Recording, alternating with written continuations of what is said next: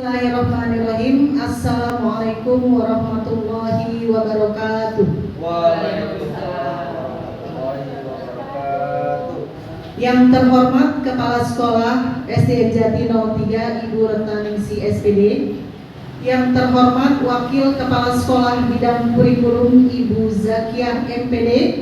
Yang terhormat Wakil Kepala Sekolah Bidang Kesiswaan Ibu Berliana Tambunan SPD. Yang terhormat Bapak Ibu Dewan Guru SDN Jati 03. Alhamdulillah, puji syukur kehadirat Allah Subhanahu wa taala.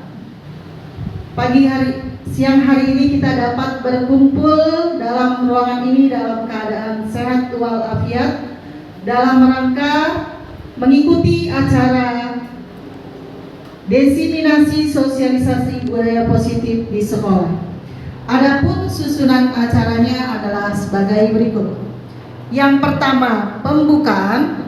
Yang kedua, sambutan Kepala Sekolah SDN Jati 03. Yang ketiga, paparan desiminasi sosialisasi budaya positif di sekolah. Yang keempat, tanya jawab dan dilanjutkan dengan penutup. Baiklah, untuk menyingkat waktu, marilah kita buka acara kali ini dengan membaca basmalah. Bismillahirrahmanirrahim. Acara selanjutnya adalah sambutan oleh Kepala Sekolah SDN Jati 03 kepada Ibu Rentaningsi SPD, dipersilakan.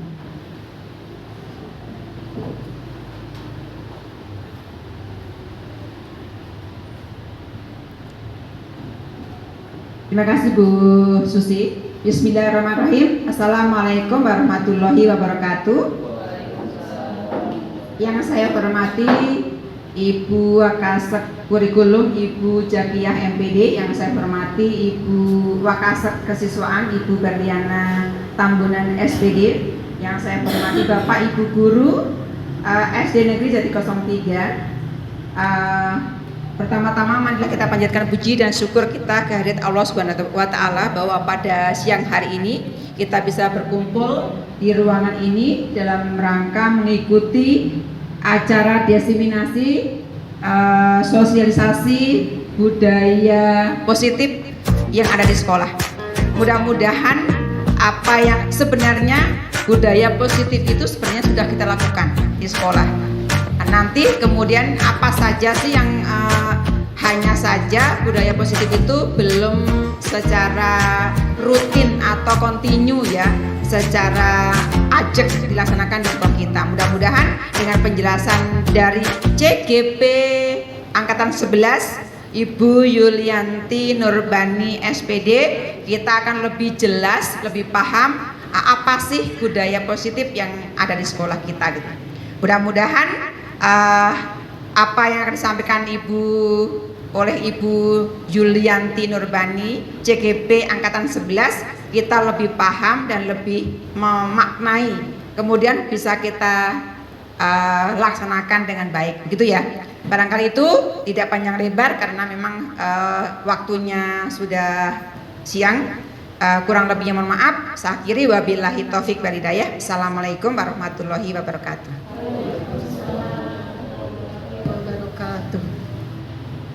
Baik, terima kasih Ibu. Masuk ke acara inti, yaitu paparan desiminasi sosialisasi budaya positif di sekolah oleh CGP Angkatan 11 Ibu Yulianti Nurbani SPD.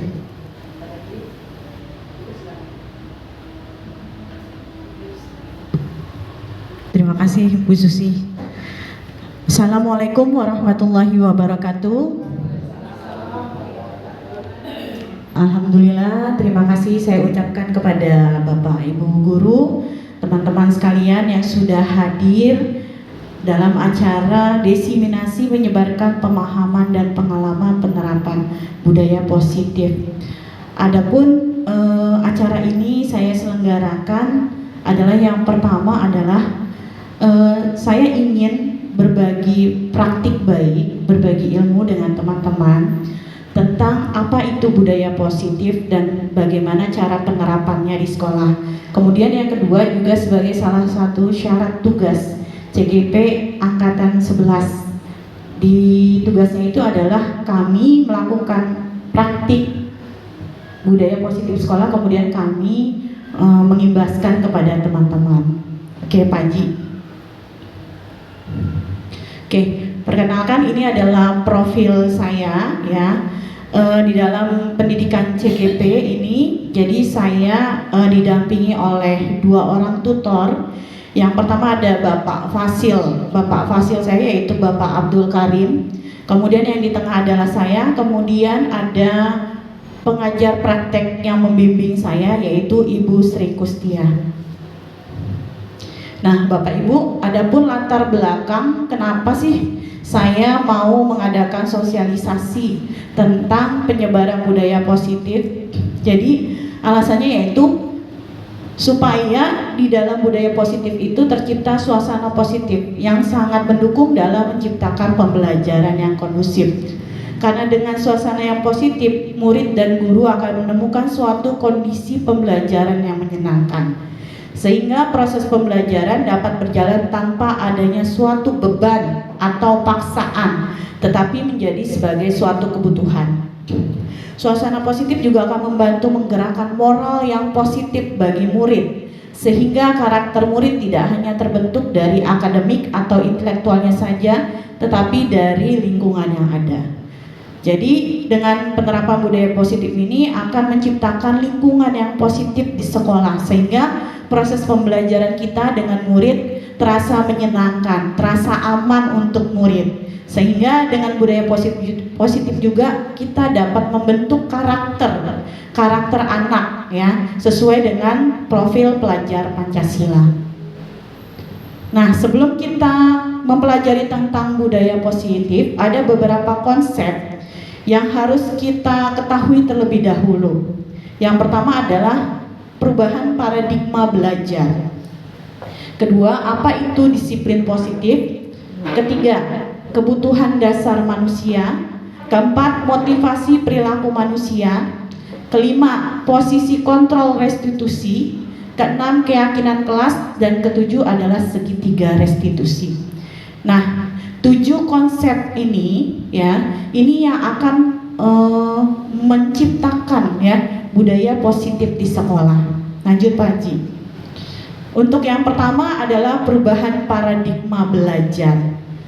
Bapak Ibu, seperti yang Bapak Ibu ketahui bahwa sekolah kita sudah mulai menerapkan yang namanya kurikulum merdeka ya.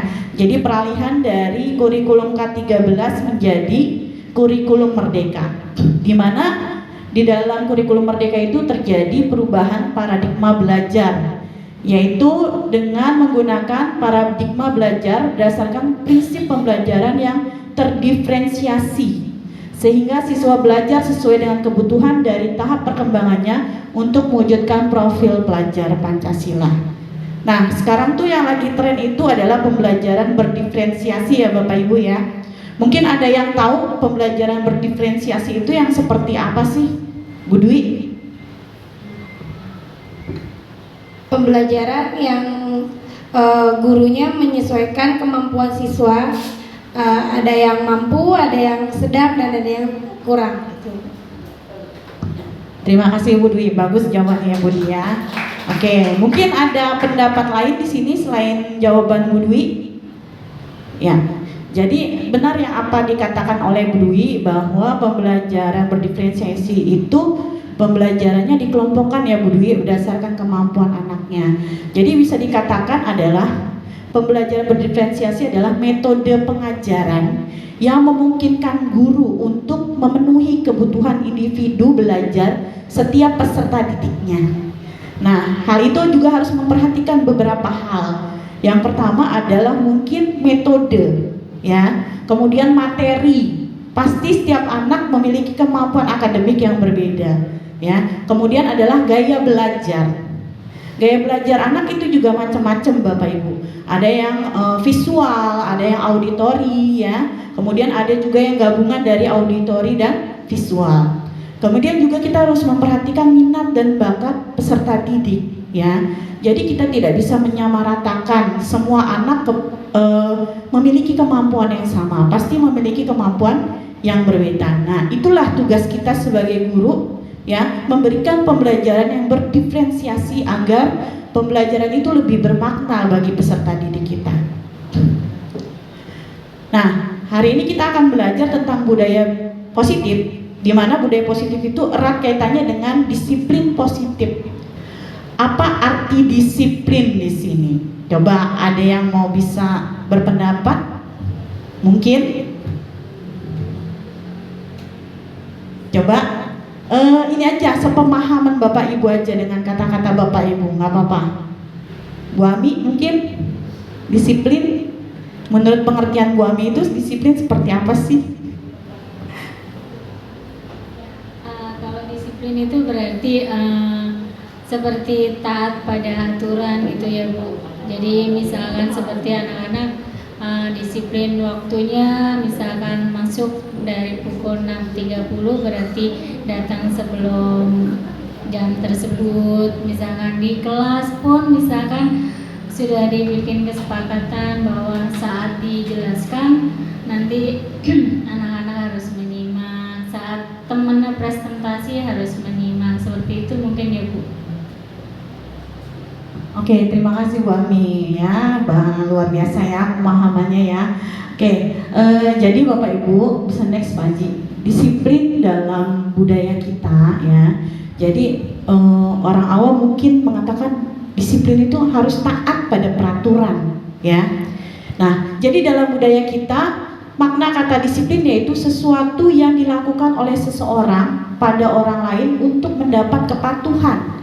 Betul tadi kata Bu Ami bilang, harus patuh ya. Kita cenderung menghubungkan kata disiplin dengan ketidaknyamanan. Kalau kamu tidak patuh, kamu akan mendapat hukuman ya. Itu disiplin yang ada di budaya kita ya. Nah, tugas kita sebagai pendidik adalah menciptakan anak-anak yang memiliki disiplin diri sehingga mereka bisa berperilaku dengan mengacu pada nilai-nilai kebajikan universal dan memiliki motivasi intrinsik bukan ekstrinsik ya. Jadi di sini bisa saya jelaskan sedikit bahwa tugas kita sebagai pendidik adalah memunculkan motivasi ya anak didik kita untuk berperilaku disiplin ya. Disiplin itu berarti mereka percaya dengan nilai-nilai kebajikan universal. Apa saja itu nilai-nilainya? Contohnya seperti tertib ya, kemudian disiplin waktu, kemudian menghormati, rasa hormat, kemudian kebersihan, menjaga kebersihan, dan lain-lain. Masih banyak nilai-nilai kebajikan universal lainnya. Nah, tugas kita adalah menanamkan motivasi dari intrinsik, dari dalam diri anak sendiri, bukan dari ekstrinsik, bukan dari luar ya. Nah, nanti kita akan bahas apa saja yang termasuk motivasi intrinsik dan motivasi ekstrinsik. Jadi dengan kata lain, disiplin positif merupakan salah satu cara penerapan disiplin yang bertujuan untuk menumbuhkan kesadaran serta memberdayakan anak untuk melakukan sesuatu tanpa paksaan, ancaman, dan hukuman ya. Jadi itu yang dimaksud dengan disiplin positif. Lanjut Pak Haji. Nah, Bapak Ibu, sebelum kita masuk ke materi yang berikutnya, ini adalah kebutuhan dasar manusia ya. Setiap manusia melakukan tindakan pasti ada alasannya, pasti ada tujuannya ya. Apa yang ingin dicapai? Ini adalah kebutuhan dasar yang biasanya dipenuhi oleh setiap manusia ya. Yaitu yang pertama adalah bertahan hidup. Yang kedua adalah kasih sayang dan rasa diterima. Yang ketiga, penguasaan. Keempat, kebebasan, dan yang terakhir ada kesenangan. Ya. Jadi mungkin anak-anak kita ya, bila mereka melakukan suatu pelanggaran atau bila mereka melakukan suatu kesalahan ya, ada beberapa hal yang ingin mereka lakukan demi untuk memenuhi kebutuhan dasarnya mereka tadi, Pak Haji. Yang pertama, bertahan hidup. Ini berkaitan dengan faktor fisiologis manusia ya, seperti makan ya kan. Kemudian apalagi selain makan? minum, tempat tinggal, kesehatan, itu kan faktor fisiologi, ya. Kemudian yang kedua adalah kasih sayang dan rasa diterima. Jadi kebanyakan anak-anak kita yang maaf ya, yang mungkin dia suka iseng sama temennya, atau dia suka cari-cari perhatiannya, itu karena kebutuhan dasarnya mereka itu tidak terpenuhi di rumah, ya. Mungkin anak-anak kita kurang kasih sayang, ya, dari orang tuanya. Kemudian yang ketiga adalah penguasaan. Nah, ini kebutuhan dasar yang berhubungan dengan kebutuhan ingin kemampuan kita itu dilihat, ya. Jadi ingin orang lain tuh lihat, nih, saya hebat, ya, saya hebat. Mungkin ada beberapa anak di sekolah kita ya pernah terlibat dalam kekerasan fisik mungkin ya, bully fisik lah ya. Ada yang misalkan nyubit temennya walaupun dia iseng. Nah, ini bisa jadi juga dia ingin memenuhi kebutuhan dasar penguasaan. Dia ingin, nih, aku hebat, kamu harus tunduk sama aku, ya. Kemudian yang keempat, kebebasan. Nah, ini kebutuhan yang berhubungan dengan keinginan untuk untuk menentukan pilihannya sendiri. Jadi dia ingin bebas, ya. Jadi dia ingin mandiri, ya. Nah, kemudian yang terakhir adalah kebutuhan dasar kesenangan, ya. Jadi anak-anak kita mungkin ingin merasa senang, merasa happy, merasa bahagia, ya. Kalau misalkan kebebasan, misalkan di rumah mereka, mohon maaf ya Bapak Ibu ya, anak-anak kita kan memang dari latar belakang ekonomi yang kurang, ya. Kalau kita KJP survei ke rumahnya, pasti rumahnya kontrakannya kecil, ya. Nah, jadi pada saat mereka di sekolah, kalau mereka main sepeda, keliaran, lari-larian gitu kan, ya, main-main yang berbahaya, mungkin mereka ingin memenuhi kebutuhan dasarnya itu kebebasan, ya, dan kesenangan, ya. Jadi dengan mereka bermain di sekolah, mereka merasa bebas gitu, tidak ada yang ngomel. Mungkin kalau di rumah main begitu diomelin sama ibunya, ya kan, dan mereka merasa senang bisa bermain sama teman-temannya, merasa happy, ya. Nah, itulah kenapa ini juga berhubungan dengan kebutuhan dasar manusia. Jadi setiap tindakan itu pasti memiliki tujuan. Oke, lanjut Pak Ji. Nah, di sini ada pertanyaan pemantik, ya. Coba saya mau tanya nih, apa motivasi Anda hadir ke sekolah tepat waktu? Ya, saya mau tanya nih yang sering datangnya tepat waktu, Bu Ana. Bu Ana kan saya datang pagi tuh Bu Ana udah ada di sekolah, ya. Jam 6 tuh udah ada di sekolah, luar biasa Bu Ana. Bu Ana kira-kira motivasinya apa Bu Ana? Apa takut TKD-nya kepotong? Apa karena saya sebagai guru emang saya harus memberikan contoh gitu? Kira-kira apa motivasinya Bu Ana? Motivasi dari saya itu satu, rumah juga karena jauh, takut terlambat. Dan motivasi saya paling utama itu supaya saya bisa mendahului anak-anak dan melihat anak yang duluan datang. Kadang lampu kita belum hidup, anak-anak juga sudah ada. Jadi motivasi saya itu memang ingin mendampingi anak sebelum ada guru-guru yang lain. Itu saja. Terima kasih. Insya Allah, luar biasa ya. Nah, jadi Bu Ana juga ingin memberikan contoh Bapak Ibu ya. Kita sebagai guru memang harus memberikan contoh yang baik terhadap peserta didik kita, sesuai dengan slogan Ki Hajar Dewantara ya, yaitu Ingarsa Sumtulodo Imadio Mangunkarso Tuturi Handayani, ya. Nah, itu Bu Ana sudah memberikan motivasi yang luar biasa. Kemudian yang kedua, sebagai seorang pendidik, saat Anda perlu hadir di suatu pelatihan, motivasi apa yang mendasari tindakan Anda? Nah, nih di sini yang sering ikut pelatihan antara Bu Dewi sama Bu Ami nih ya. Nah, karena Bu Ami tadi sudah jawab pertanyaan saya, coba sekarang saya Bu Dewi pengen tanya nih Bu Dewi, motivasinya ikut pelatihan itu apa Bu Dewi? Ya, kalau saya yang jelas, kita tuh kan semakin kesini semakin banyak yang harus kita pelajari.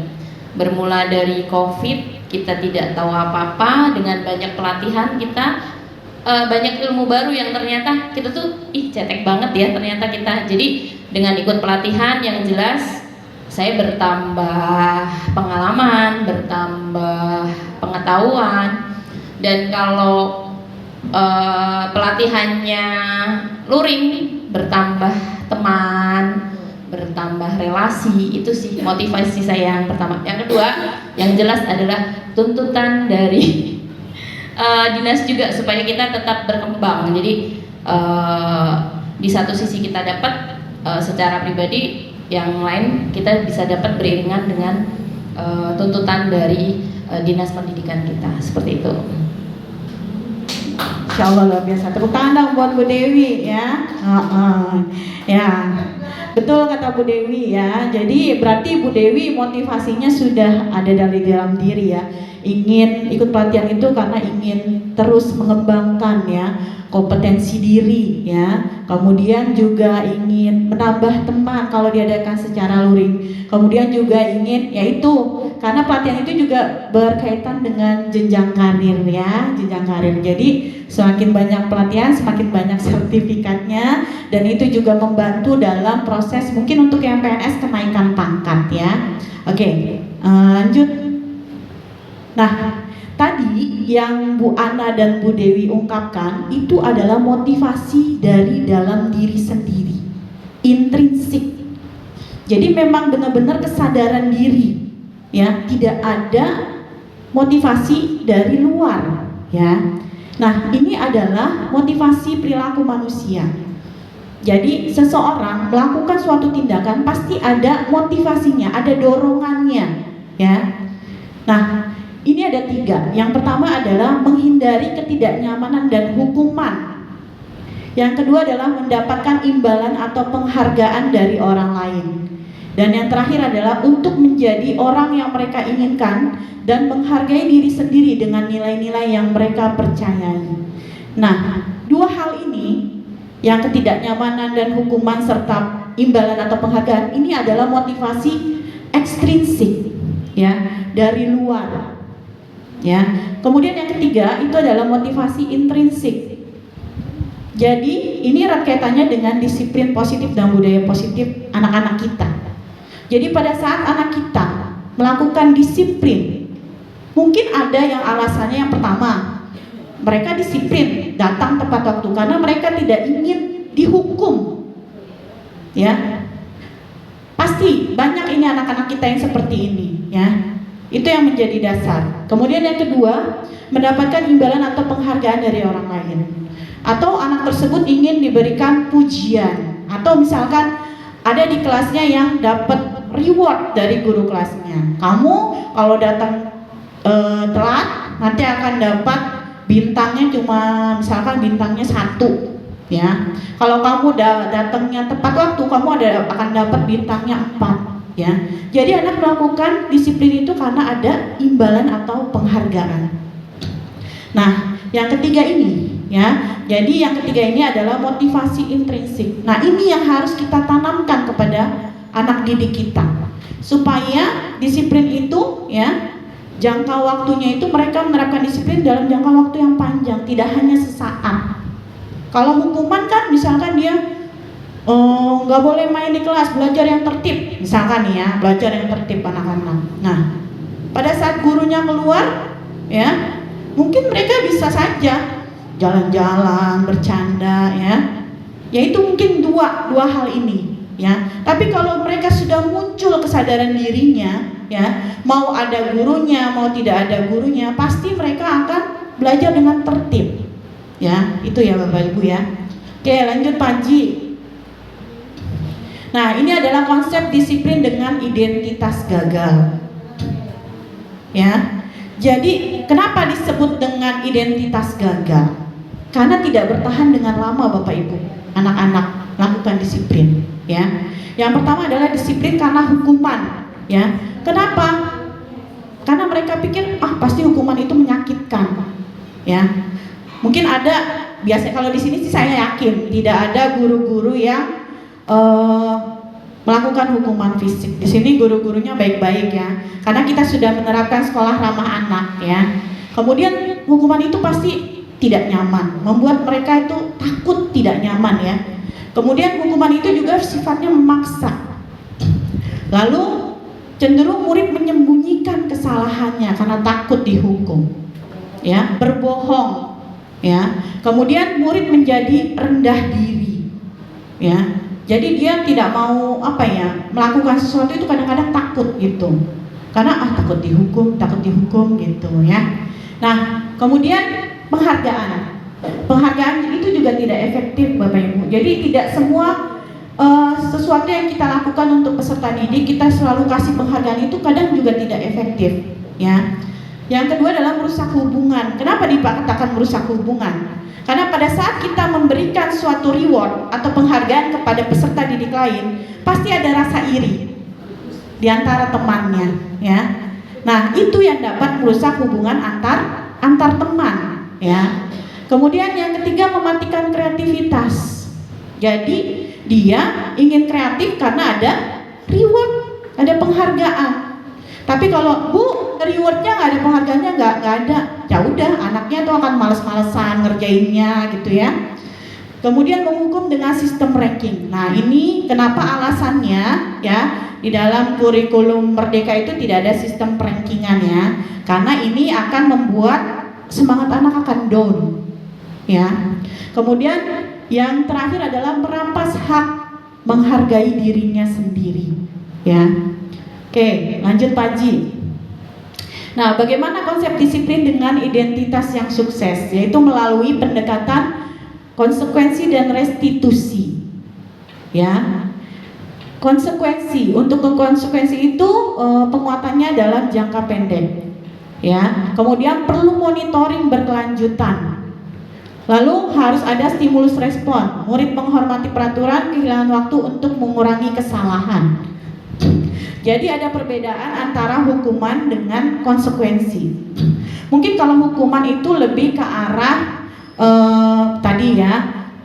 menghukum secara verbal atau fisik ya. Itu kan akan menurunkan kepercayaan diri anak. Kalau konsekuensi itu kita mengarahkan, misalkan kamu ya, kenapa kamu tidak mengerjakan? Misalkan kamu tidur di kelas, ada siswa yang tidur di kelas, ya. Kalau konsekuensi itu gitu, nanti ditanya, kamu kenapa tidur di kelas? Ya, misalkan saya ini Bu tidurnya kemalaman. Kamu tahu kan apa dampaknya jika kamu tidur di kelas? Ya, pasti dia akan berpikir, oh iya, dampaknya adalah saya akan ketinggalan pelajaran, ya. Nah, itu ya yang dimaksud dengan konsekuensi. Jadi dia menyadari hal yang dilakukan pasti akan ada akibatnya ya. Kemudian restitusi. Nah, ini adalah salah satu cara penerapan budaya positif itu dengan menggunakan metode restitusi. Nah, metode restitusi ini akan membuat murid bertanggung jawab atas perilakunya ya. Jadi tanpa disuruh dia akan ada kesadaran rasa tanggung jawab dari dalam dirinya. Kemudian yang kedua adalah fokus pada permasalahan jangka panjang ya. Dengan dia menyelesaikan masalahnya secara sendiri, nah itu karakternya akan terbentuk sampai dia dewasa ya. Kemudian murid menghargai dirinya dan orang lain. Jadi murid akan melihat ke dalam dirinya, oh iya, saya melakukan kesalahan, saya akan melakukan evaluasi diri, dan saya akan lebih menghargai ya orang lain karena tindakan yang saya lakukan itu salah. Kemudian yang keempat, murid bersemangat memperbaiki kesalahannya ya. Jadi dia akan lebih semangat, tanpa diomelin, tanpa dimarahin, dia akan memperbaiki kesalahannya. Lanjut Pak Ji. Nah, ini adalah konsep disiplin pendekatan restitusi, sebuah cara menanamkan disiplin positif pada murid, yaitu dengan tadi restitusi. Restitusi adalah proses menciptakan kondisi bagi murid untuk memperbaiki kesalahan mereka, sehingga mereka bisa kembali pada kelompok mereka dengan karakter yang lebih kuat ya. Jadi pada saat anak tersebut melakukan kesalahan ya, kita melakukan pendekatan dengan pendekatan restitusi ya. Kemudian apa ciri-ciri restitusi? Yaitu yang pertama, bukan menebus kesalahan tapi belajar dari kesalahan. Ya, jadi anak akan belajar dari kesalahannya, bukan menebus tapi belajar untuk tidak akan mengulangi kesalahan tersebut. Kemudian yang kedua, memperbaiki hubungan, ya. Jadi nanti misalkan dia berantem, ya, dengan restitusi, ayo apa yang akan kamu lakukan, ya? Pasti dia akan mengevaluasi diri. Oh iya, saya sudah berbuat jahat dengan teman saya, jadi saya harus minta maaf, ya. Itu memperbaiki hubungan. Ketiga, tawaran bukan paksaan. Jadi kita menawarkan kepada anak, ya, pada saat mereka melakukan pelanggaran, ya, kita tawarkan bagaimana caranya supaya kamu bisa memperbaiki perilaku kamu, ya. Nanti dia akan menjawab, ya. Oh iya Bu, kayak tadi misalkan tidur di kelas, mungkin dia akan menjawab seperti ini, saya akan tidur tepat waktu, saya tidak akan bermain HP. Misalkan dia tidur sampai larut malam karena begadang main HP, ya. Kemudian menuntun untuk melihat ke dalam diri dia, ya. Jadi dia mengevaluasi dirinya atas kesalahan yang sudah dibuat. Lalu mencari kebutuhan dasar yang mendasari tindakan. Tadi yang seperti saya katakan, bahwa setiap tindakan pasti ada alasan, ya. Alasan untuk memenuhi kebutuhan dasarnya. Kemudian yang ke 1, 2, 3, 4, 5, 6, fokus pada karakter bukan tindakan. Jadi fokus kita pada saat restitusi itu adalah karakter. Kita pengen anak kita itu berubah, ya. Bukan tindakannya, bukan yang kita mau, tapi karakter anaknya yang kita mau berubah, ya. Dan terakhir adalah menguatkan dan fokus pada solusi. Jadi kita tidak akan cari siapa yang salah, siapa yang benar. Kita fokus untuk menyelesaikan bagaimana supaya masalah itu selesai dan anak tersebut tidak akan mengulangi lagi. Oke, lanjut Pak Haji. Nah, ini adalah perbedaan antara hukuman, konsekuensi, dan restitusi. Hukuman, ya, ini contohnya ya Bapak Ibu. Kalau hukuman itu, misalkan anak tidak mengerjakan PR, kamu tidak mengerjakan PR, dia tidak tanya alasannya apapun sama anak tersebut, ya. Lalu dia langsung, kamu Bu Guru hukum, berdiri menghormat kepada bendera selama 10 menit. Itu namanya hukuman. Ya, ini namanya hukuman fisik. Kemudian guru marah dan murid menjadi takut. Itu namanya hukuman, Bapak Ibu. Bapak Ibu, yang namanya manusia itu wajar punya emosi, ya. Marah itu wajar, ya. Tapi kita sebagai guru, ya, boleh kita marah, ya. Pasti ada rasa kesel, emosi pada saat mungkin peserta didik kita melakukan sesuatu yang tidak semestinya mereka lakukan. Gak apa-apa kita marah, tapi kita harus mengontrol emosi kita. Hanya marah saja, tidak dengan marah-marah gitu, ya. Kalau marah-marah kan kadang-kadang kita dengan mata melotot, ya, kemudian mungkin nada suara kita agak meninggi, ya. Itu yang tidak boleh Bapak Ibu lakukan, ya, karena itu akan berdampak pada psikologis anak peserta didik kita. Kemudian konsekuensi, ini adalah contoh konsekuensi. Guru memberikan konsekuensi untuk mengerjakan PR-nya saat istirahat atau dikerjakan sebanyak berkali lipat. Anak tidak mengerjakan PR, kemudian kita tanya alasannya. Misalkan anak tersebut, Bu, saya kecapean, ya. Tapi kamu kan sudah ada keyakinan kelas misalkan, ya. Konsekuensinya apa kalau kamu melanggar? Yaitu, ya, ini. Kemudian guru tegas dan siswa menghormati peraturan, ya. Kemudian restitusi. Nah, guru menanyakan keyakinan kelas atau dirinya dan membantu siswa menyelesaikan masalahnya, ya. Jadi pada saat anak melakukan pelanggaran dengan metode restitusi, guru akan menanyakan kepada anak tersebut, kira-kira menurut kamu yang kamu lakukan itu betul atau tidak, ya. Menanyakan, ya, perbuatannya, keyakinannya, ya. Kemudian guru terbuka dan siswa menghormati dirinya dan orang lain, ya. Oke, lanjut Pak Haji. Nah, ini adalah 5 posisi kontrol restitusi dalam kita menerapkan budaya positif, ya. Tadi restitusi adalah salah satu, ya, budaya positif yang diterapkan di sekolah, ya, supaya terjadi lingkungan yang positif. Yang pertama adalah 5 posisi kontrol guru, ya Bapak Ibu. Kadang ada guru yang menjadi seorang penghukum, ya. tanpa kita sadari pasti salah satu di antara kita pernah menjadi seorang penghukum, termasuk saya. Dulu saya juga seperti itu, ya. Kemudian yang kedua adalah pembuat merasa bersalah, ya. Kemudian yang ketiga adalah teman, keempat adalah pemantau, dan yang terakhir adalah manajer. Ya, lanjut Pak Haji. Nah, ini adalah tabel tentang identitas gagal dan identitas berhasil, ya. Bagaimana untuk mengontrol, ya, perilaku kontrol negatif dan positif. Kalau seorang guru yang bertindak sebagai penghukum, itu biasanya dia cenderung menghardik, menunjuk-nunjuk, menyakiti atau menyindir, ya. Kemudian pembuat orang merasa bersalah. Guru tersebut mungkin akan berceramah panjang lebar, ceramah lah gitu, ya. Kemudian menunjukkan kekecewaannya mendalam. Ibu kecewa sama kamu. Kamu kan ketua kelas, tapi kenapa kamu tidak memberikan contoh yang baik untuk teman-teman kamu? Ya, itu guru bertindak sebagai pembuat orang merasa bersalah. Kemudian teman, ya, membuatkan alasan-alasan untuk muridnya. Jadi di sini guru itu akan bertindak sebagai teman, ya.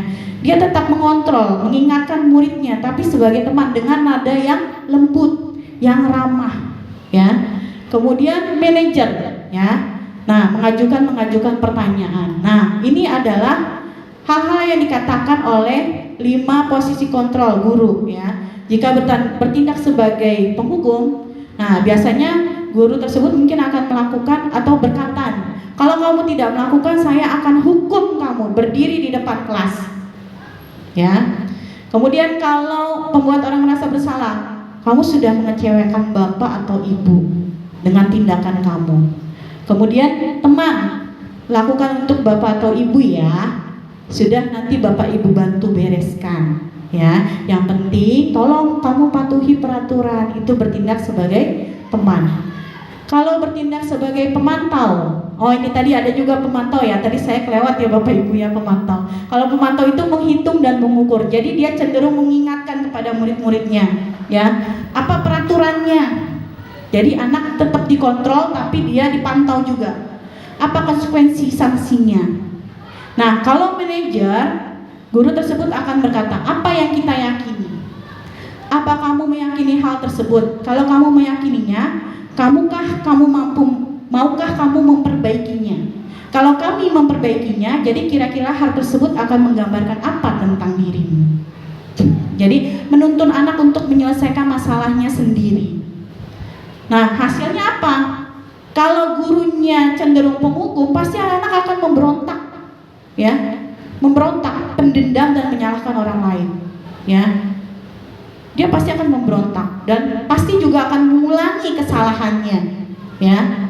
Kemudian untuk membuat orang yang merasa bersalah, kalau guru bertindak seperti itu, maka anak cenderung menyembunyikan, menyangkal atau berbohong. Kemudian untuk yang bertindak sebagai teman, pasti anak akan mengalami ketergantungan dengan gurunya, ya. Kalau bertindak sebagai pemantau, dia akan menyesuaikan diri bila diawasi, ya. Jadi kalau diawasi nih, misalkan nih anak tuh pakaiannya sembrono, ya, nggak dimasukin ke dalam gitu kan, di luar pakaiannya. Misalkan ada Bu Susi lagi istirahat, dia mau lewat, ada Bu Susi, ada Bu Susi, gitu, diberesin. Ya, ada Bu Ana, diberesin, ya. Kemudian kalau manajer, apa hasilnya? Anak akan terbentuk karakternya, akan kuat watak dan karakternya, ya. Oke, lanjut Pak Haji. Nah, Bapak Ibu, supaya tidak ngantuk, kita ice breaking dulu, ya. Oke, Bapak Ibu mungkin bisa berdiri. Yuk, kita ice breaking dulu supaya tidak ngantuk, ya, Bapak dan Ibu, ya.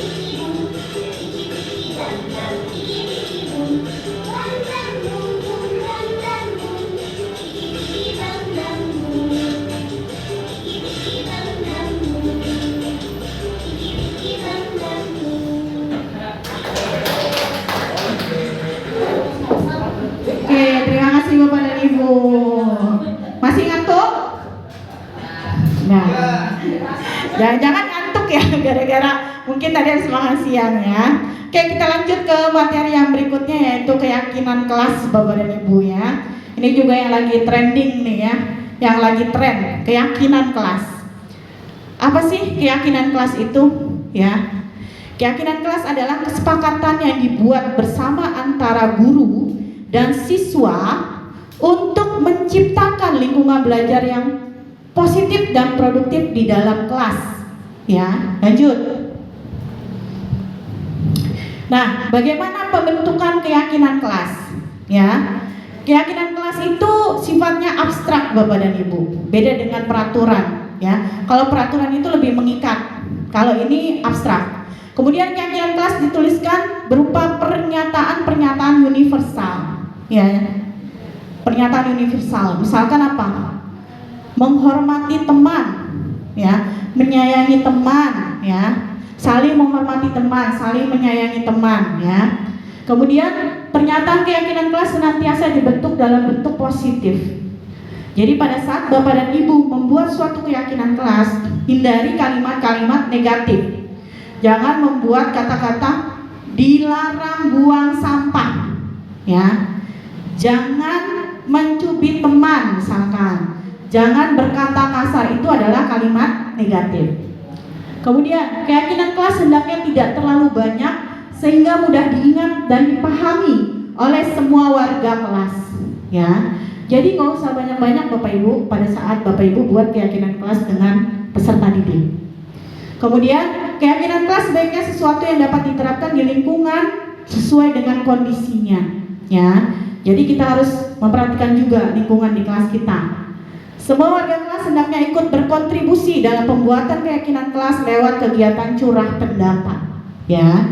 Jadi pada saat kita membuat keyakinan kelas, kita diskusi dengan peserta didik, dengan anak-anak kita. Bagaimana nih kita mau buat keyakinan kelas? Yuk kita diskusikan bareng-bareng. Dan yang terakhir, bersedia meninjau kembali keyakinan kelas dari waktu ke waktu. Jadi keyakinan kelas ini sifatnya tidak acak Bapak dan Ibu. Misalkan sudah berjalan di keyakinan kelas, ternyata disadari oleh guru dan murid, Bu, kayaknya kita perlu tambah deh ya keyakinan kelas kita supaya kelas kita misalkan lebih tertib, budaya antri, Bu. Misalkan pada saat misalkan nih mengadakan sholat duha di kelasnya, karena anak-anak Bu nggak mau antri gitu kan, bisa kita tambahin lagi keyakinan kelas ya pada keyakinan kelas kita yang sudah dibuat sebelumnya. Oke, lanjut Panji.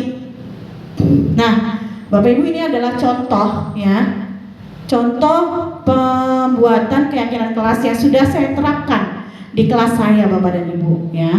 Nah, ini adalah beberapa tahapan-tahapan.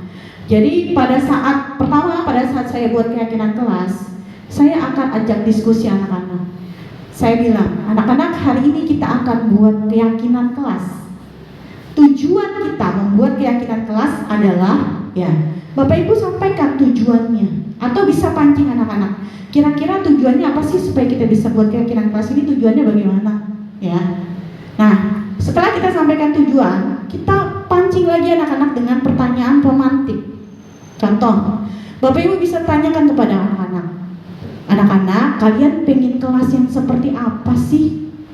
Kelas yang impian yang bagaimana yang kalian inginkan? Nanti mereka akan menjawab, Bu, saya pengen kelasnya rapi, saya pengen kelasnya tertib, saya pengen kelasnya ini gitu. Nah, kalau mereka sudah menjawab ya, nah Bapak Ibu bisa mulai untuk memancing untuk membuat keyakinan kelas. Nah, tadi kan kalian ingin kelas kalian bersih.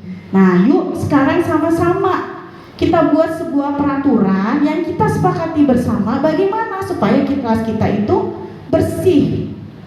Nah, kalau sudah, sekarang kalian tulis, misalkan, silakan Bapak Ibu bilang ke anak-anak, yuk kita buat aturan gimana caranya supaya kelas kita misalkan bersih, aman, nyaman, ya. Nanti Bapak Ibu bisa bagikan, ya. Bagikan apa nih namanya? Post-it. Bagikan kepada anak-anak, ya. Bilang ke anak-anak, silakan kalian buat aturan kelas supaya kelas kita menjadi aman, bersih, nyaman. Silakan arahkan anak-anak untuk tidak membuat kata-kata yang negatif, ya. Kalaupun misalkan ada, nggak apa-apa, nanti kita akan koordinir lagi. Jadi mereka menulis, ya, bagikan post-itnya kepada anak-anak. Nanti mereka akan menulis. Kalau sudah, silakan kalian tempel, ya. Nah, ini saya bagikan post-it, kemudian anak-anak tulis kesepakatan kelasnya, lalu mereka menempel, ya. Mereka tempel. Kalau sudah, setelah ditempel, kita akan bacakan satu-satu, ya. Kita organisir karena banyak anak-anak yang mungkin sama, ya. Kesepakatan yang mereka buat sama. Misalkan saya ingin, misalkan apa nih, kelas bersih, ya, menjaga kebersihan kelas, terus kelas bersih dan rapi, gitu kan. Nah itu kan hampir sama tuh, ya. Misalkan tidak mengganggu teman atau menghormati teman, ada lagi yang tidak kasar terhadap teman, itu kan sama. Nah itu nanti kita kelompokkan, kita rangkum, ya, kita rangkum, kemudian baru kita tuliskan ke kesepakatan kelas kita, ya, ditulis. Kalau misalkan ada yang sama, kita tulis poinnya aja satu, ya. Kalau ada yang berbeda, masukkan kembali. Seperti itu seterusnya, ya, Bapak dan Ibu. Nah, kalau sudah, kita bacakan kembali. Nah, anak-anak sudah jadi nih kesepakatan kelas kita. Kita bacakan 1, 2, 3, 4, ya. Nah, kalau sudah, kita akan bahas satu persatu dengan anak-anak. Nah, anak-anak, ini kesepakatan yang kelas kita yang sudah kita buat loh. Misalkan menghormati dan menyayangi teman. Nilai kebajikan apa yang ada dalam kesepakatan ini? Ya, nilai kebajikannya rasa hormat. Berarti kamu harus meyakini, ya, bahwa di kelas kita setiap murid harus bersikap hormat, ya. Kemudian yang kedua, misalkan menjaga kebersihan, ya. Berarti nilai kebajikannya adalah kebersihan, ya. Kamu harus yakini bahwa kelas kita harus dalam keadaan yang bersih. Nah, setelah jadi kesepakatan kelasnya, maka kita akan buat, ya, kontrak, ya. Gak apa-apa Bapak Ibu, ya. Saya buat sama anak-anak, udah buat nih. Yuk, kalian sudah buat, berarti harus kalian laksanakan dengan baik karena kalian sudah meyakini, ya, meyakini kesepakatan yang sudah kalian buat. Jadi anak-anak pada pakai ini, apa namanya, kalau saya pakai stempel, ya. Mereka buat, mereka pada cap 3 jari di sini semuanya, ya Bapak dan Ibu. Nah, itu cara saya melakukan keyakinan kelas, ya. Jadi nanti kalau sudah jadi, silakan mau dibagusin pakai Canva boleh, mau begini aja boleh, silakan ditempel di kelas masing-masing, ya. Nah itu menjadikan sebuah reminder atau pengingat anak-anak jika anak-anak melakukan pelanggaran terhadap kesepakatan kelas yang kita sudah buat. Oke, lanjut Panji. Nah kita lanjut ke restitusi, ya. Restitusi adalah proses menciptakan kondisi bagi murid untuk memperbaiki kesalahan mereka sehingga mereka bisa kembali pada kelompok mereka dengan karakter yang lebih kuat, ya. Jadi kita proses mendisiplinkan diri pada anak tapi dengan motivasi intrinsik dari kesadaran dirinya, bukan karena takut hukuman atau imbalan. Lanjut Panji. Nah, dalam restitusi ada tahapan-tahapan. Yang pertama adalah menstabilkan identitas. Jadi kita tidak langsung menyalahkan siswa karena setiap manusia pasti pernah melakukan kesalahan, ya. Kemudian yang kedua, validasi tindakan yang salah, ya. Kita akan bilang ke anak, ya, tindakan kamu salah, tapi kita harus paham dulu apa alasan mereka melakukan tindakan tersebut. Yang ketiga, menanyakan keyakinan dari kesalahan siswa akan memperbaiki kesalahannya. Kita tanyakan, kamu masih ingat keyakinan kelas yang sudah kita buat? Kalau dibilang masih ingat, Bu, kira-kira apa? Menurut kamu, tindakan kamu sudah sesuai dengan keyakinan kelas kita? Itu yang harus kita ingatkan kepada anak-anak, ya. Jadi pada saat menstabilkan identitas, kita harus menenangkan anak terlebih dahulu. Kita pun juga harus tenang. Jadi kita jangan sampai emosi dulu, ya. Jadi kita dudukin anak kita, ya. Kemudian kita tanya, gimana kabar kamu nak? Misalkan dia berantem nih. Tadi ibu dengar kamu berantemnya. Benar itu. Salah kamu benar Bu. Gimana ceritanya kamu bisa berantem? Kita dengarkan dulu dia. Jadi kita cooling down dulu, ya. Kalau sudah divalidasi tindakan yang salah, baru kita tanyakan alasannya, ya. Terakhir baru kita membalikkan keyakinan kelas kita. Oke, lanjut Pak Ji. Nah, ini adalah salah satu contoh ya penerapan restitusi ya. Di sini misalkan ada siswa, nah ini murid saya Bapak Ibu ya, namanya Baim. Dia sering membuat gaduh di kelas. Ya. Nah, saat guru kelasnya tidak masuk, Baim membuat masalah. Pada saat jam istirahat berlangsung, Baim mengganggu temannya Jihan yang sedang bermain. Baim menarik kerudung Jihan dan mengejeknya sampai membuat Jihan menangis. Sebagai gurunya, saya harus melakukan segitiga restitusi untuk menyelesaikan masalah dan memberikan kesempatan kepada murid saya untuk disiplin positif, memulihkan diri dari kesalahan sehingga memiliki tujuan yang jelas. Yo Pak Ji, ini ada video, Bapak Ibu mungkin bisa lihat videonya ya. Oke.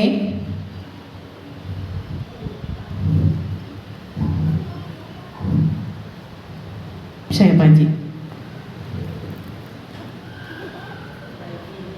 Wifi-nya ya. Nah, mungkin ini saya akan terangkan ya Bapak Ibu. Tadi seperti tadi. Nah, ini ceritanya teman-temannya sedang bermain, terus Baim datang kemudian menarik kerudungnya Jihan. Jihan tidak terima, lalu terjadilah ya Baim mengejek-ngejek. Apa lu gitu kan. Nah, tapi Jihan tidak membalas, tapi dia hanya menangis. Kemudian Baim saya ajak ke suatu tempat. Jadi pada saat kita menasehati murid ya, kita jangan menasehatinya di depan teman-temannya Bapak dan Ibu, karena itu akan membuat mental anak menjadi jatuh ya. Kita bawa murid kita, kemudian kita nasihati ya. Kita terapkan proses tadi segitiga restitusi ya. Saya tanyakan, bener Baim kemarin kamu ini? Dia jawab, iya Bu. Kamu pasti punya alasannya dong. Dia jawab, alasannya adalah dia iseng ya. Dia iseng sama temennya, kemudian dia bosan karena tidak diajak bermain dengan temannya ya. Nah, itu termasuk validasi tindakan yang salah ya. Dan pada saat itu dia sedang ingin memenuhi kebutuhan dasarnya, yaitu kebebasan dan kesenangan. Karena menurut dia itu iseng itu enak Bu, iseng jalin temannya. Itu kebutuhan dasar dia yang tidak terpenuhi mungkin, dan dia mencoba memenuhinya seperti itu ya. Nah, kemudian lewat tadi yang terakhir, yaitu apa? Keyakinan kelas ya, menanyakan keyakinan. Kemudian saya akan menanyakan lagi kepada Baim, kira-kira menurut kamu apakah itu sudah sesuai dengan keyakinan kelas kita yang sudah kita buat sama-sama? Dia jawab, belum Bu. Kamu masih ingat apa keyakinan kelas kita salah satunya yang berhubungan dengan tindakan kamu itu? Dia jawab, rasa hormat, rasa menyayangi ya. Menurut kamu sudah meyakini itu belum dengan melakukan tindakan seperti itu? Dia jawab, belum. Lalu bagaimana tindakan kamu selanjutnya untuk memperbaiki? Ya, nggak ada dengaran suaranya. Nah ya, ini Bapak Ibu.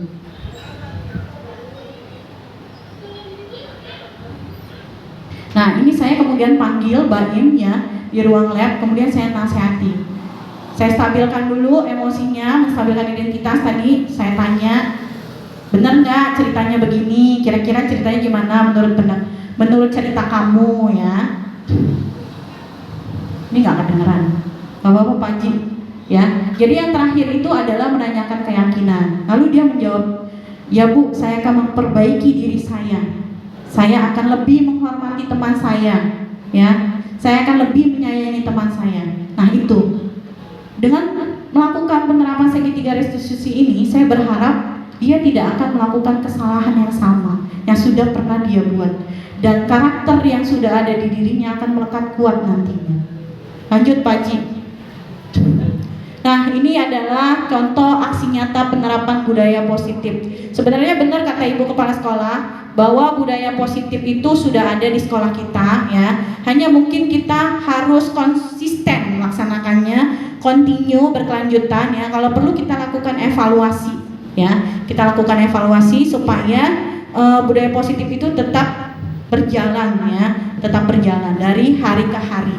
Ya, ini ada kegiatan menyambut siswa, ini termasuk 3S ya, salam, sapa, santun ya. Kemudian kerjasama ya, ini juga termasuk budaya positif. Lalu melaksanakan piket, itu juga budaya positif.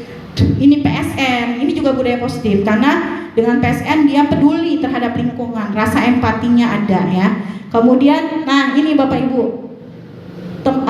peserta didik saya itu dia kalau ada yang punya makanan lebih pasti dia akan berbagi dengan temannya ya, karena di dalam keyakinan kelas kita itu ada saling berbagi, saling menghormati, saling menyayangi, jadi dia akan berbagi dengan temannya ya. Nah ini berdoa sebelum belajar, kemudian sholat duha, lalu ini dia berbagi juga minuman dengan temannya, dan yang terakhir itu pada saat pulang mereka salam dulu ya. Oke, terima kasih kepada Bapak Ibu atas kehadirannya, Bapak Guru hebat, Guru Bergerak Indonesia Maju. Terima kasih. Akhir kata saya mohon maaf jika ada kesalahan dalam penyampaian. Wabillahi taufiq wal hidayah. Wassalamualaikum warahmatullahi wabarakatuh.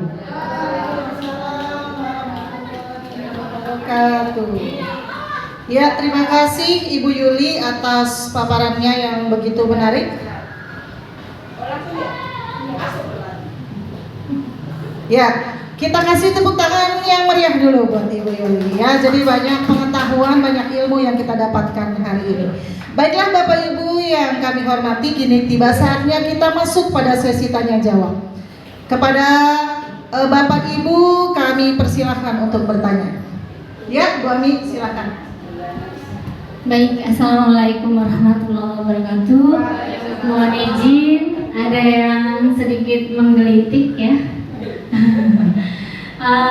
Tadi dipaparkan dengan jelas, namun masih ada mungkin keraguan di tadi yang saya bilang masih ada yang menggelitik ya. Jadi saya ingin tahu di kurikulum yang lama dulu itu biasanya di kelas ada peraturan kelas ya Bu Yuli. Namun sekarang berdasarkan tadi yang sudah dipaparkan itu ternyata ada dibuat keyakinan kelas. Nah, ini yang menggelitik hati saya untuk bertanya, apa sih Bu yang membedakan antara peraturan kelas dengan keyakinan kelas? Mungkin itu saja Bu Yuli. Langsung dijawab atau saya tampung penerima berikutnya, penanya berikutnya? Ada lagi? Tidak ada. Baik, silahkan langsung dijawab. Ya, terima kasih Bu Ami, pertanyaannya bagus sekali ya Bu Ami ya.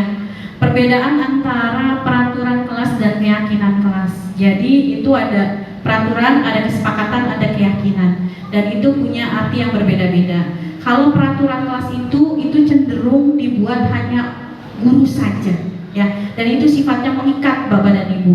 Tapi kalau kesepakatan dan keyakinan itu dibuat bersama antara guru dengan murid ya.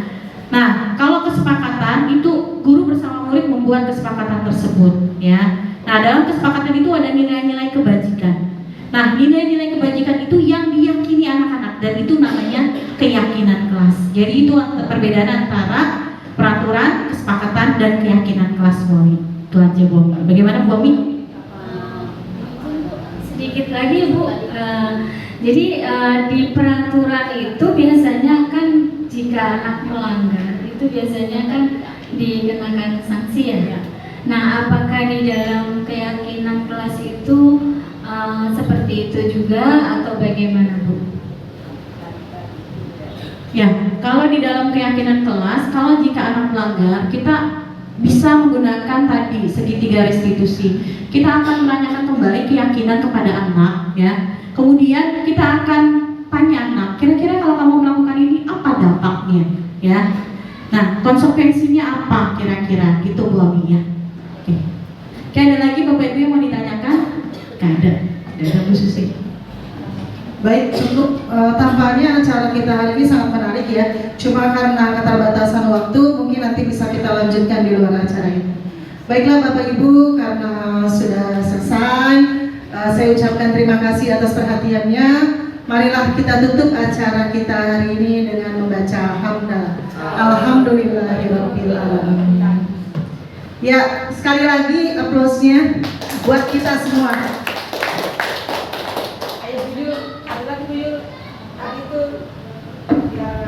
Iya Bapak Ibu, di pendidikan guru penggerak ini ada jargon Bapak Ibu. Ya Bapak Ibu mungkin bisa ikutin ya. CGP angkatan 11 pasti berkelas ya. Saya berharap teman-teman di sini yang ada di sini bisa mendaftar selanjutnya di pendidikan guru penggerak, karena saya lihat teman-teman saya itu punya potensi yang luar biasa, kayak Bu Ami, Bu Dewi ya, Bu Jaki, Bu Alfri, Bu Betty ya, yang masih muda-muda, Bu Dwi, Bu Susi ya, atau mungkin Bu Ana juga berminat. Sekarang tidak dibatasi oleh usia Bapak dan Ibu ya. Oke, yuk Bapak Ibu kita sama-sama jargon ya. CGP angkatan 11 pasti berkelas ya. Ulangi lagi ya. CGP angkatan 11 pasti berkelas. Oke, terima kasih Bapak dan